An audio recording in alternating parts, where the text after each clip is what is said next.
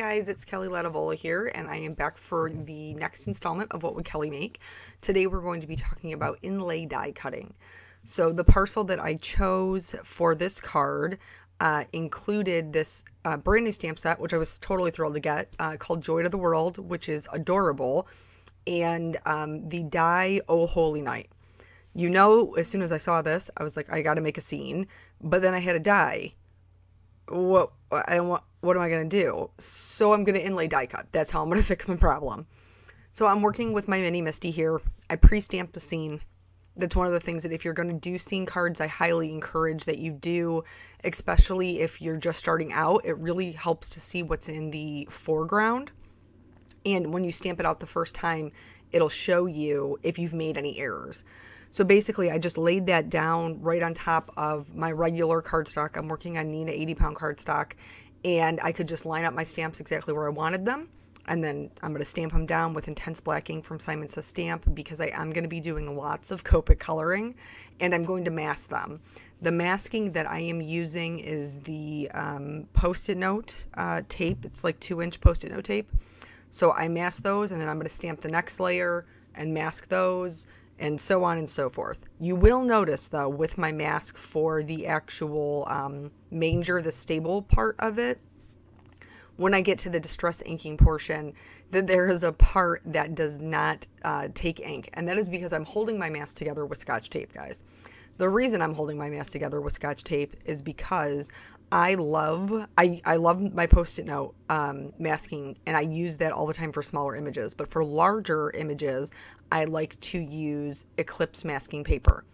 The problem with that is that my son ran off with my Eclipse masking paper, and I have looked high and low for it, and it is gone. So I have ordered some more, but it is not here yet, and I couldn't wait to make the card. So I used a piece of that Post-it note tape to mask off my ground, and then I'm going to work on my sky. I really wanted like a rich, deep sky, but I also wanted some purple in there because this is a Christmas card. It's based on, you know, the birth of Jesus, and purple is something that is associated with that, and I wanted it represented in my card. This card is kind of labor intensive. I think it came out beautiful, but it will be something that I give to someone special. This will not be like, you know, the Christmas card that I do multiples of. This is a one-shot deal. So I did notice that some of my masks were picking up, and you will notice that too if you mask a lot. Anything that has kind of a sharp corner has a tendency to mask to come up quite a bit. I don't know if it's just because that foam pad just catches it or what the deal is. But I put down just a little dot of Tombow Runner Multi-Glue. And the benefit of Tombow Runner Multi-Glue is it is repositionable once it dries. So I put it right on my card, and I just let it dry, and then before I pushed it down. So then I went through all of those colors that you saw. Each one is represented. I used it just a little bit less than the black. I used the least amount just around the top edge. And then if you watch my own personal channel, you know I'm currently obsessed with Perfect Pearls. I cannot stop myself. They bond with water, so it's like a shimmer that's not going to come off. So I am using Perfect Pearls in the color Perfect Pearls, sprinkling that on the background. I'm going to sprinkle on some just regular water. Now, I'm not working on watercolor paper, so I'm being very conscientious of how much moisture I'm putting down. But then I wanted some brighter stars as well. So I am diluting some white acrylic paint, and with a stiff brush I am holding it against the side of my acrylic block and flicking it onto my paper in order to get even more stars that are brighter. And this is, if you're doing a galaxy background, this is a great way to get multi-dimension. So for this one I added less water, and it's more concentrated paint. Please, please, please rinse your brushes, your containers, your acrylic block right away, because acrylic paint almost turns like plastic when it dries, and you'll ruin your stuff. So rinse those right away. So to do the ground, I'm not going to show you. I'm going to spare you. You've all seen ink blending before. In fact, you just saw me do it. But I am going to switch up where the mask is to do the ground. So I'm just pulling it off one part, make sure all of your other masks stay in place, and then I'm going to use Brush Corduroy and Vintage Photo I was very light-handed on the section that was in front of the manger because I want that to be the lightest part. So it just kind of draws your eye there. And then once all of the ink blending was done, I'm going to go ahead and remove the mask so that we can get into the Copic coloring. This video is long. There is probably no need for me to show you the removal of these masks, but it's my favorite part, guys. The reason I love one layer cards is because I love making things that are flat look multi-dimensional, which is why this inlay die cutting technique works so well for me, because I can still have something that is one layer, but looks it looks like a scene, like you would look if you were looking out your window. Not that, you know, Mary, Joseph, and Jesus would be outside of your window, but you know what I'm saying. So remember that little dot of Tombow multi-glue I was telling you about? So in order to pick that up, I just use a white eraser, and I've never had any issues. It's never left any residue behind. I am treating this with my embossing bag because I am going to do just a smidge of heat embossing. So in this set, there is a star, obviously, star from the wise men east, and that is what I wanted. I wanted that big star in my sky, but I wanted to make sure all my other part of my sky wanted it to go. I will caution you before you do that, please make sure that your Distress ink and everything else that you have put on there is completely dry, because you can emboss with Distress ink, so if it's not completely dry, you're just going to have embossing powder all over everything. Anyway, I used Simon Says Stamp white embossing powder to do that. Now, moving on to the coloring. I'm going to let you know, you saw how long this video was when you hit play. I hope you got your coffee or your wine or your water or whatever you're doing, and maybe a snack, because we're going to be here a minute. I did have to speed up the Copic coloring, guys. I know that a lot of you, that's what you come to watch for, and I honestly, I wanted to leave it all in, but in order to leave it all in, I had to speed it up because it was so long. So with that said, let's get into the explanation of it. I try not to go too fast. It's just about 3 times as fast as I would normally work, and you're going to notice when it starts to pick up, this is still pretty much regular. So I chose my skin tones. This is kind of my go-to skin tone combination. You can use whatever works for you. But basically I'm adding shading around their faces, where their hair or where their headdress would be hanging over. I'm also adding a little bit of blush to her cheeks and baby Jesus's cheeks as well. On the inside of the legs, I added shading and where their heads are. So this is a night scene. I'm going to be truthful. I took some creative liberties because I did not want to completely darken out these adorable characters. I just loved them. I just love these adorable stamps, and so I didn't want to dark them out. So I did take a little bit, I made them lighter than maybe they would be. For their hair, I tried to keep everything pretty consistent because we kind of have a little bit going on in this card with this, you know, really bright sky going on, all the little animals, and then we're going to have a very large sentiment. So I try to keep my colors pretty consistent. Also, I'm lazy. I don't want to pull out a bunch of markers. So if you don't have a lot of markers, this is a way to show you also that, you know, you don't have to have a bunch in order to do this. I just did very light flicking motions using only the tip of my marker. I am switching up my browns for the actual manger / stable part of it. I'm going to fill this all in with the lightest color, which was an E44. It is a much cooler brown, I guess. It has much less red in it. And then because this is a night scene, I'm using that star as my light source because, you know, when Jesus was born, that was what went on. That's what happened. So I figure if it's bright enough to lead the wise men east, it's bright enough to backlight my little stamp scene here. So I'm adding the darkest shading actually in the center of the posts, and then underneath the hay, where the hay is sitting on top, because that wouldn't catch any light. So really, when you're backlighting something, the only part that's going to catch any light is just going to be the edges of it. And in this particular card, my light source is pretty much directly behind most of my objects. So that's why the shading is in the direct center. Now, I did the trees the same way that you see me doing the manger here, and I used the same colors for it, you know, because I figured if these are the trees that are in the area, this is the trees they're building the manger out of. But you'll notice with the tree on the left, the lightest side is on the right because that's closer to the star. And the same thing with the tree on the right, the lightest part is on the left because that's closer to the star. Everything else is kind of centralized right in front of that star. So those items have a lighter edge on the left and the right.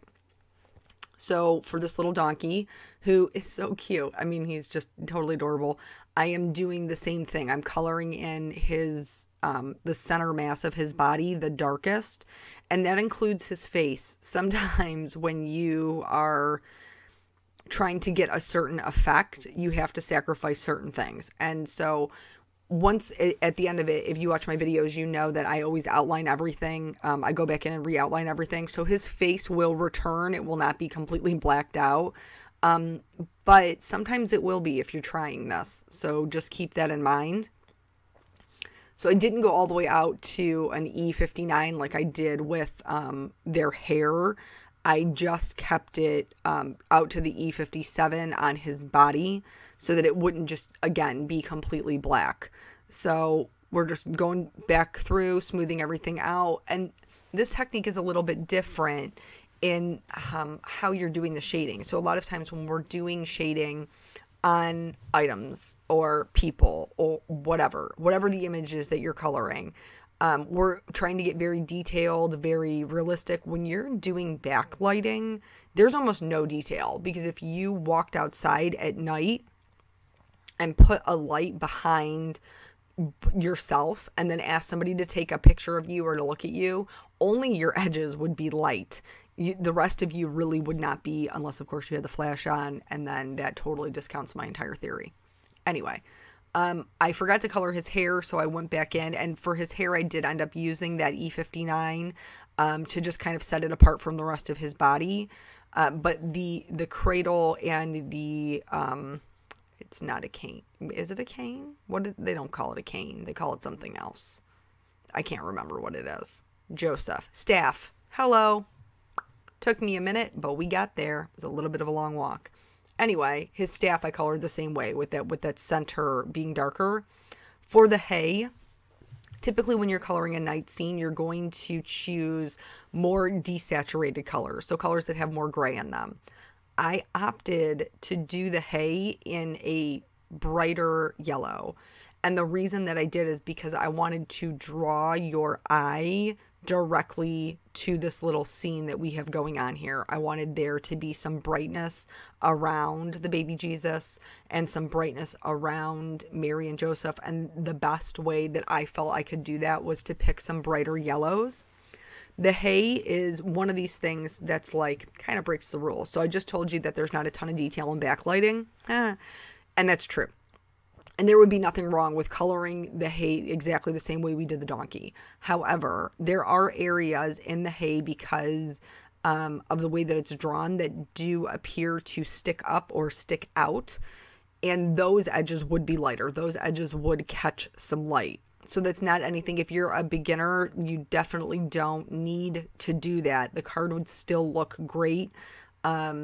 Just trying to do the backlighting. So I encourage you to try it at whatever level you're comfortable with.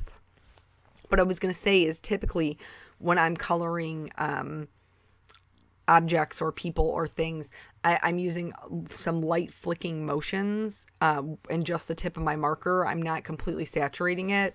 That almost goes out the window when you're doing this, because everything is going to be filled in for the most part. I picked some cool grays to color the white items that are in this card. So the swaddling around the baby, this little sheep here who is so cute. I almost wanted, I'm not even gonna lie, I wanted to put a sheep over by that tree on the left, because that tree just looked a little bit lonely, and I wanted him to maybe have a friend, but then I realized I would have to cut another mask for it, and then I got lazy. So I decided not to put the sheep over there. But the sheep totally would look cute over there. But the sheep is, again, the same thing.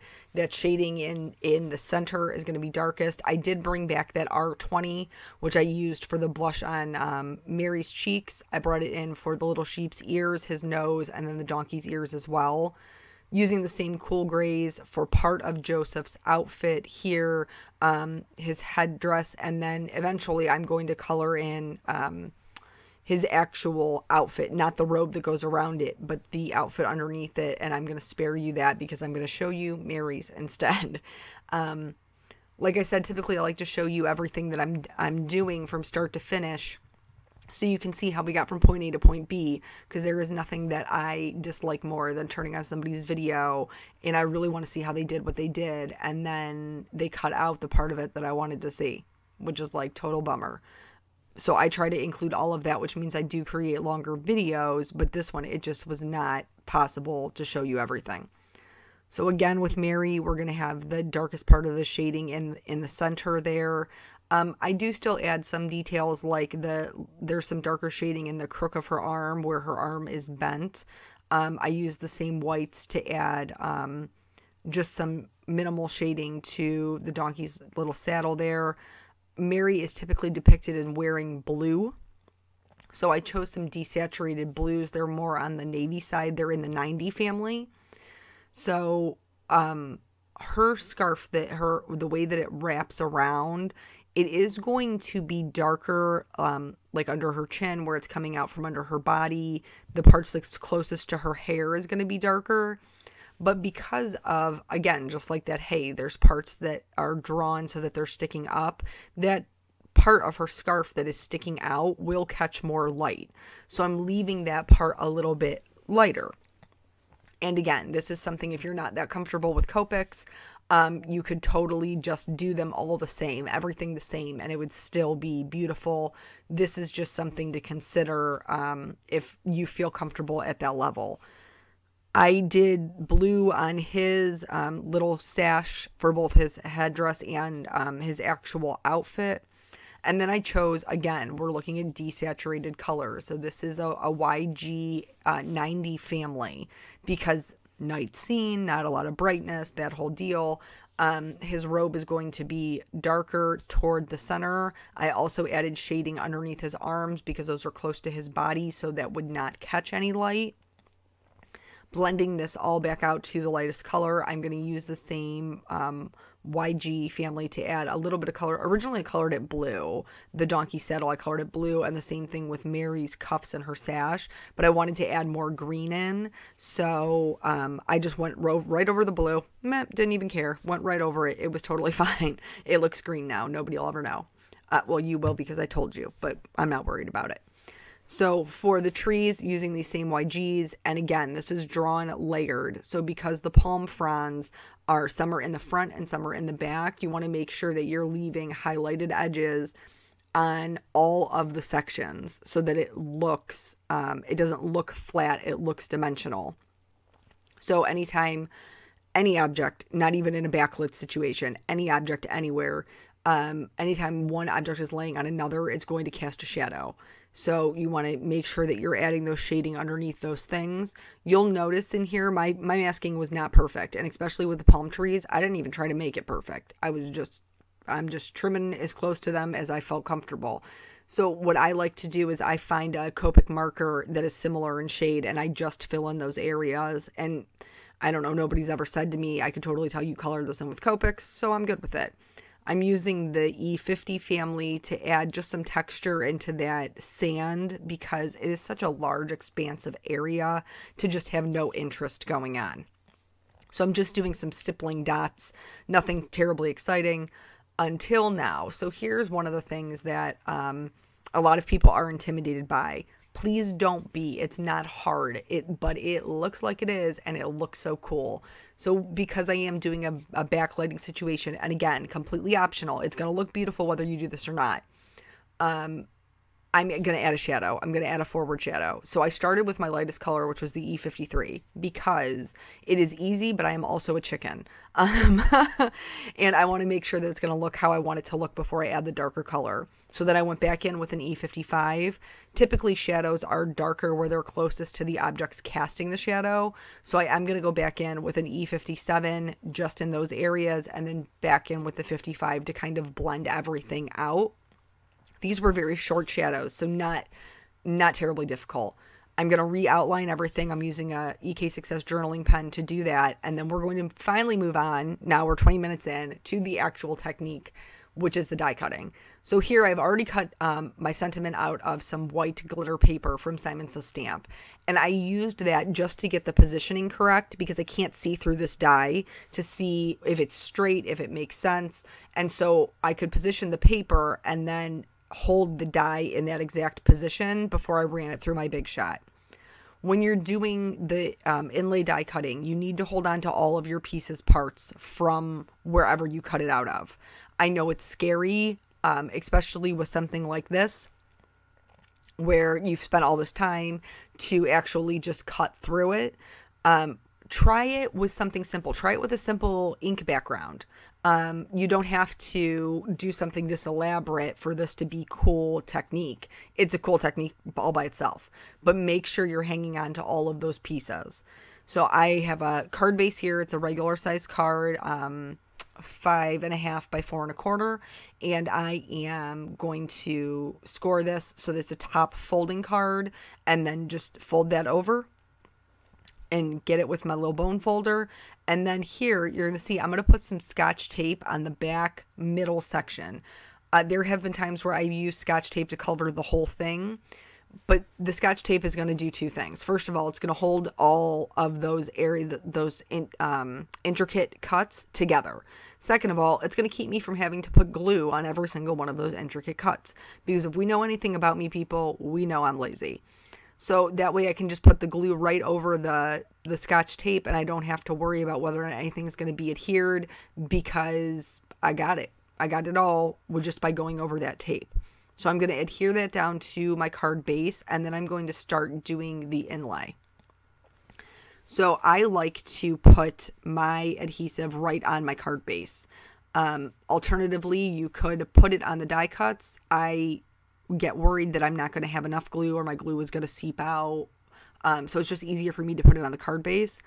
And then remember how I told you to keep all your pieces parts? We're going to puzzle them back in. And this is how we're going to get that one layer look, so that everything is flush and it reads. It's legible. It reads like it's supposed to, and it doesn't look like there's something missing from the scene, because it will be a continuation of itself. So also remember, make sure that you're picking up the correct one, because I'm not. I'm trying to actually put the scene back in there. Did you see that? Did you see me do that? Thankfully, I realized before I had any glue on it or anything, I hadn't tried to put it down. So then you can see on the left-hand side there that I have all just the little inside cut pieces, and they just fit right back in. For the most part, they don't really give me any trouble. If you do find yourself missing a piece, in something like this, there isn't really any way to recover. Unless it was like the sky portion of it, you could probably cut another section of it and it wouldn't really even be that noticeable. But if it's the part that you've already stamped, you're probably in trouble. Sorry. So that's basically the whole card. I hope that there's so many techniques in here, even though we were concentrating on the inlay die cutting, there's so many different things to try, so that I hope that you will try one of them. And thank you guys so much for joining me, and I'll catch you on the next video. Bye.